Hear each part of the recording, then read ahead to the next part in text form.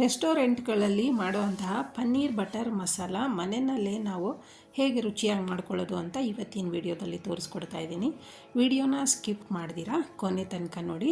Video ಒಂದು ಸಲ skip ಮಾಡಿದ್ರೂ ನಮಗೆ ರುಚಿ ಹೆಚ್ಚು ಕಮ್ಮಿ ಆಗುತ್ತೆ. ಅದಕ್ಕೋಸ್ಕರ ಹೊಸದಾಗಿ ನೋಡ್ತಿರೋರು ಪ್ಲೀಸ್ ಸಬ್ಸ್ಕ್ರೈಬ್ ಮಾಡ್ಕೊಂಡು ನೋಡಿ. ಬನ್ನಿ ವಿಡಿಯೋ ಸ್ಟಾರ್ಟ್ ಮಾಡೋಣ. ಮೊದಲಿಗೆ ನಾನಿಲ್ಲಿ ಒಂದು ಪಾತ್ರೆಗೆ ಸ್ವಲ್ಪ ಆಯಿಲ್ನ ಹಾಕ್ಕೊಂಡಿದ್ದೀನಿ, ಒಂದು ಬೆಳ್ಳುಳ್ಳಿ ಹಾಕ್ಕೊಂಡಿದ್ದೀನಿ, ಸ್ವಲ್ಪ ಶುಂಠಿ, ಈರುಳ್ಳಿ 2. ಈರುಳ್ಳಿ ಸ್ವಲ್ಪ ಬಣ್ಣ ಚೇಂಜ್ ಆಗೋ ತನಕ ಫ್ರೈ ಮಾಡ್ಕೊಬೇಕಾಗುತ್ತೆ.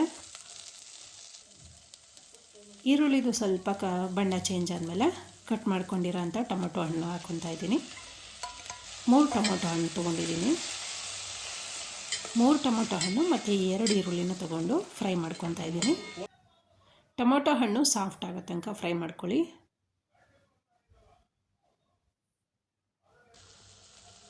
ಟೊಮೊಟೊ ಹಣ್ಣು ಮತ್ತು ಈರುಳ್ಳಿ ಸಾಫ್ಟ್ ಆದಮೇಲೆ ಗೋಡಂಬಿ ಹಾಕ್ಕೊತಾ ಇದ್ದೀನಿ. ಗೋಡಂಬಿನ ನೀವು ಸ್ವಲ್ಪ ಜಾಸ್ತಿ ಹಾಕ್ಕೊಂಡ್ರೆ ರುಚಿ ಇನ್ನೂ ಚೆನ್ನಾಗಿ ಬರುತ್ತೆ. ಈಗ ಸ್ಟವ್ ಆಫ್ ಮಾಡಿಕೊಂಡು ಆರಾದಮೇಲೆ ಜಾರ್ಗೆ ಹಾಕ್ಕೊಂಡು ರುಬ್ಕೊಬೇಕಾಗುತ್ತೆ. ಜಾರ್ಗೆ ಹಾಕಿ ರುಬ್ಬಿದಾಗಿದೆ. ರುಬ್ಬಿರೋ ವಿಡಿಯೋ ಕ್ಲಿಪ್ ಮಿಸ್ ಆಗಿದೆ. ಈಗ ಬೇರೆ ಪಾತ್ರೆಯಲ್ಲಿ ಒಂದು ಸ್ವಲ್ಪ ಆಯಿಲ್ ಹಾಕ್ಕೊತಾ ಇದ್ದೀನಿ. ಮಸಾಲ ರೆಡಿ ಆದಮೇಲೆ ಪನ್ನೀರನ್ನ ಫ್ರೈ ಮಾಡ್ಕೊಬೇಕಾಗುತ್ತೆ. ಅದಕ್ಕೋಸ್ಕರ ಒಂದು ಪಾತ್ರೆಯಲ್ಲಿ ಸ್ವಲ್ಪ ಆಯಿಲ್ನ ಹಾಕ್ಕೊಂಡು ಬಟರ್ ಹಾಕ್ಕೊತಾ ಇದ್ದೀನಿ. ಈ ಥರ ಪನ್ನೀರ್ ಬಟರ್ ಮಸಾಲಾಗೆ ಬಟರ್ ಹಾಕಿದ್ರೇ ತುಂಬಾ ಟೇಸ್ಟು. ಬಟರ್ ಹಾಗೆ ಫ್ರೆಶ್ ಕ್ರೀಮ್ ಮಾತ್ರ ತುಂಬ ರುಚಿ ಕೊಡುತ್ತೆ. ಬಟರ್ ಹಾಕಾದ್ಮೇಲೆ ಒಂದು ಪಲಾವ್ ಎಲೆ ಹಾಕ್ಕೊತಾ ಇದ್ದೀನಿ, ಜೊತೆಗೆ ಚಕ್ಕೆ ಲವಂಗ, ಮರಾಠಿ ಮೊಗ್ಗು ಒಂದು ಮಿಕ್ಸ್ ಮಾಡ್ಕೊಳ್ಳೋಣ.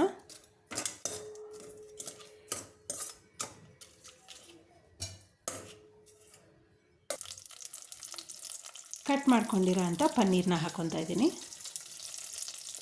ಪನ್ನೀರ್ ಹಾಕಿದ್ಮೇಲೆ ನೀವು ಜಾಸ್ತಿ ತಿರುಗ್ಸೋಕ್ಕೆ ಹೋಗ್ಬೇಡಿ, ಹಾಗೆ ನಿಧಾನಕ್ಕೆ ತಿರುಗಿಸ್ಕೊಬೇಕಾಗತ್ತೆ. ಯಾಕಂದರೆ ತಿರುಗಿಸ್ಕೊಳ್ಳುವಾಗ ಪನ್ನೀರೆಲ್ಲ ಕಟ್ ಆಗೋಗ್ಬಿಡುತ್ತೆ. ಅದಕ್ಕೋಸ್ಕರ ನಿಧಾನಕ್ಕೆ ತಿರುಗಿಸ್ಕೊಬೇಕು. ಸ್ವಲ್ಪ ಅರಿಶಿನ ಪುಡಿ ಹಾಕ್ಕೊಳ್ಳೋಣ.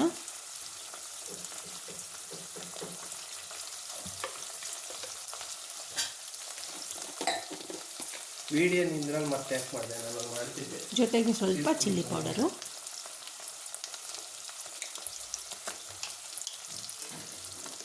ಮಿಕ್ಸ್ ಮಾಡ್ಕೊಳ್ಳೋಣ. ನಿಧಾನಕ್ಕೆ ಮಿಕ್ಸ್ ಮಾಡ್ಕೊಳ್ಳಿ.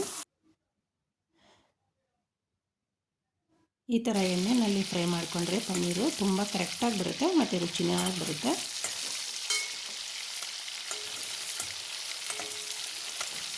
ನಿಧಾನಕ್ಕೆ ಮಿಕ್ಸ್ ಮಾಡ್ಕೊಬೇಕಾಗುತ್ತೆ. ಜೊತೆಗೆ ಸ್ವಲ್ಪ ಉಪ್ಪು ಹಾಕ್ಕೊಳ್ಳಿ. ಪನ್ನೀರ್ಗೆ ಎಷ್ಟು ಬೇಕೋ ಅಷ್ಟು ಮಾತ್ರ ಹಾಕ್ಕೊಳ್ಳಿ. ಉಪ್ಪು ಹಾಕಿದ್ಮೇಲೆ ಸ್ವಲ್ಪ ಮಿಕ್ಸ್ ಮಾಡ್ಕೊಳ್ಳೋಣ. ಈ ಥರ ಮಿಕ್ಸ್ ಆದಮೇಲೆ ಸ್ಟವ್ನ ಆಫ್ ಮಾಡಿ ಬೇರೆ ಪಾತ್ರೆಗೆ ಶಿಫ್ಟ್ ಮಾಡ್ಕೊತಾ ಇದ್ದೀನಿ.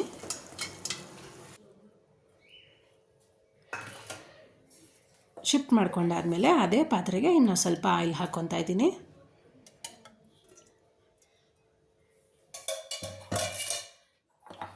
ಆಯಿಲ್ ಹಾಕ್ಕೊಂಡು ಒಂದು ಈರುಳ್ಳಿಯನ್ನು ಹಾಕ್ಕೊತಾ ಇದ್ದೀನಿ. ಚಿಕ್ಕದಾಗಿ ಕಟ್ ಮಾಡ್ಕೊಂಡಿರೋ ಅಂಥ ಈರುಳ್ಳಿ ಮಿಕ್ಸ್ ಮಾಡ್ಕೊಳ್ಳೋಣ.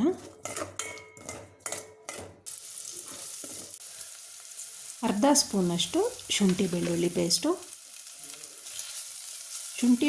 ಪೇಸ್ಟು ಸ್ವಲ್ಪ ಹಸಿ ವಾಸನೆ ಹೋಗಬೇಕು. ಚಿಲ್ಲಿ ಪೌಡರ್ ಹಾಕ್ಕೊತಾ ಇದ್ದೀನಿ. ಖಾರಕ್ಕೆ ತಕ್ಕಂಗೆ ನೋಡ್ಕೊಂಡು ಹಾಕ್ಕೊಳ್ಳಿ. ಸ್ವಲ್ಪ ನೀರನ್ನ ಹಾಕ್ಕೊಬೇಕು, ಯಾಕಂದರೆ ತಳ ಹಿಡಿಯುತ್ತೆ ಮಸಾಲ ಅಂದ್ಬಿಟ್ಟು. ನೀರನ್ನ ಹಾಕ್ಕೊಂಡು ಮಿಕ್ಸ್ ಮಾಡ್ಕೊಳ್ಳೋಣ. ರುಬ್ಬಿರೋ ಅಂಥ ಮಸಾಲ ಹಾಕ್ಕೊಳ್ಳೋಣ. ಅಂದರೆ ಟೊಮೊಟೊ ಈರುಳ್ಳಿ ಫ್ರೈ ಮಾಡಿಕೊಂಡು ರುಬ್ಬಿರ್ತೀವಿ ಅಲ್ವಾ, ಅದನ್ನು ಹಾಕ್ಕೊಂಡು ಜಾರ್ಗೆ ಸ್ವಲ್ಪ ನೀರು ಹಾಕ್ಕೊಂಡು ಮಿಕ್ಸ್ ಮಾಡ್ಕೊತಾ ಇದ್ದೀನಿ.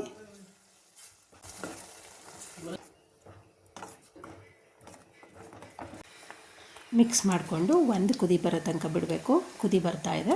ಕುದಿ ಬಂದಮೇಲೆ ರುಚಿಗೆ ತಕ್ಕಷ್ಟು ಉಪ್ಪು ಹಾಕ್ಕೊಳ್ಳೋಣ. ನೀವು ಪನ್ನೀರ್ಗೂ ಸ್ವಲ್ಪ ಉಪ್ಪು ಹಾಕಿರೋದ್ರಿಂದ ಇದಕ್ಕೆ ಹಾಕ್ಕೊಳ್ಳುವಾಗ ನೋಡ್ಕೊಂಡು ಹಾಕ್ಕೊಳ್ಳಿ. ಸ್ವಲ್ಪ ನೀರನ್ನ ಹಾಕ್ಕೊತಾ ಇದ್ದೀನಿ, ಯಾಕಂದರೆ ಗ್ರೇವಿ ಟೈಪ್ ಬರಬೇಕು, ಅದಕ್ಕೋಸ್ಕರ. ತುಂಬ ತೆಳು ಬೇಡ. ಪನ್ನೀರ್ ಬಟರ್ ಮಸಾಲ ಯಾವಾಗಲೂ ಸ್ವಲ್ಪ ಗಟ್ಟಿನೇ ಇರಬೇಕು.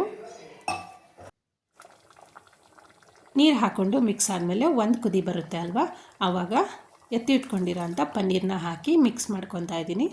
ವಾವ್, ತುಂಬ ಚೆನ್ನಾಗಿ ಬರ್ತಾಯಿದೆ. ಕಲರು ಅಷ್ಟೇ ಚೆನ್ನಾಗಿ ಬರ್ತಾಯಿದೆ.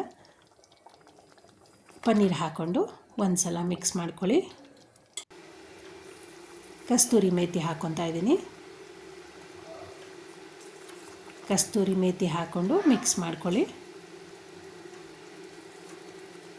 ಪನ್ನೀರ್ ಬಟರ್ ಮಸಾಲ ರುಚಿಯಾಗಿ ಬರೋದಕ್ಕೆ ರೆಸ್ಟೋರೆಂಟ್ಗಳಲ್ಲಿ ಸ್ವಲ್ಪ ಸಕ್ಕರೆ ಹಾಕ್ತಾರೆ, ಅದೇ ಟಿಪ್ಸು.